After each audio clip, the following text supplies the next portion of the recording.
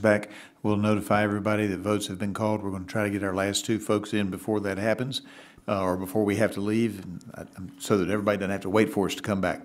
Mr. Ruiz is now recognized for his 5 minutes of questioning. Thank you very much. As ranking member of the Select Subcommittee on the Coronavirus Pandemic, we've been looking at this very issue.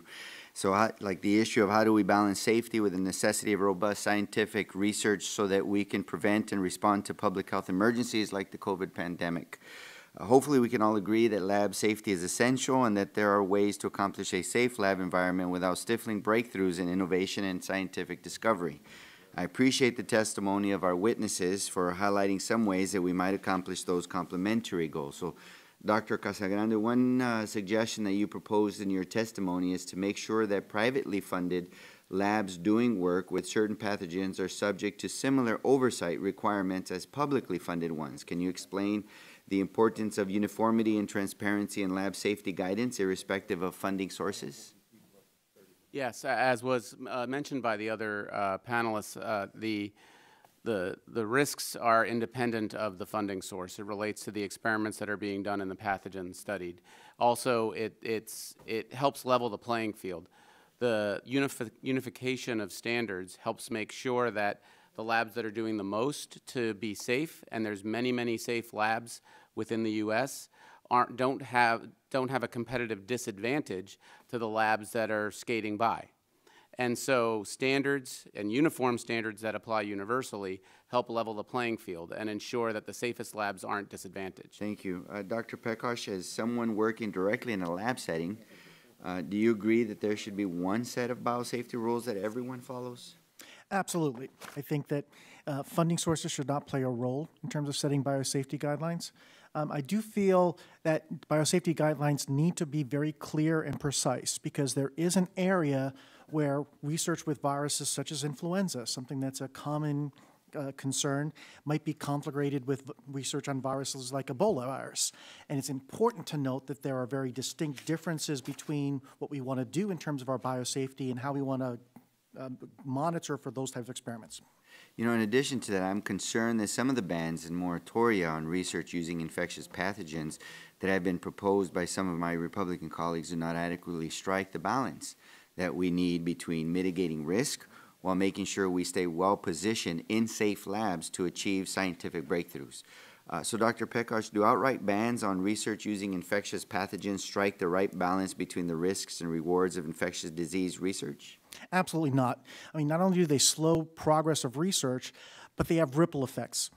Trainees that come through the laboratory are less likely to be interested in this type of research because they hear stories about people's research being paused, a PhD student not being able to finish their research because of a pause that's been implemented. And that has ripple effects on their ability to want to go into this area and train.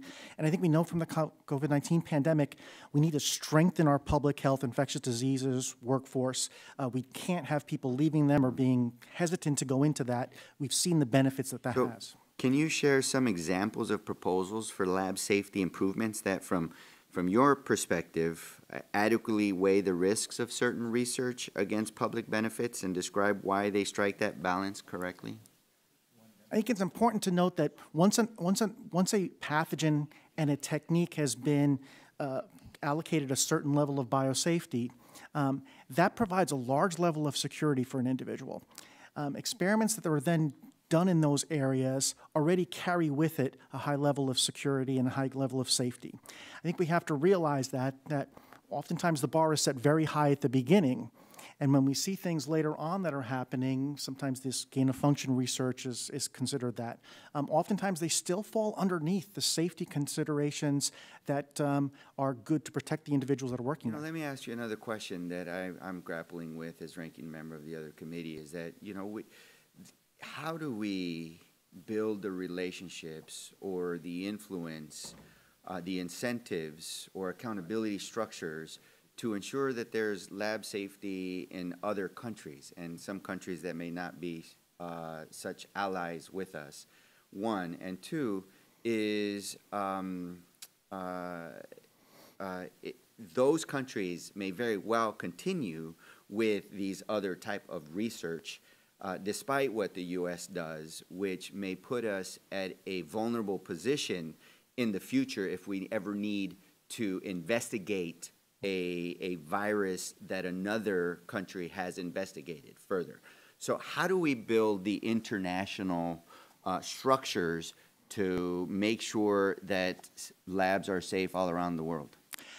It's a challenging question, but I would say it starts with the scientists. The scientists communicate with each other quite well, quite effectively. If you start with that and build the consensus as to what needs to be important, what's important to be done, you can then work through the political system to try to get that implemented across board. Thank you. Gentleman yields back now.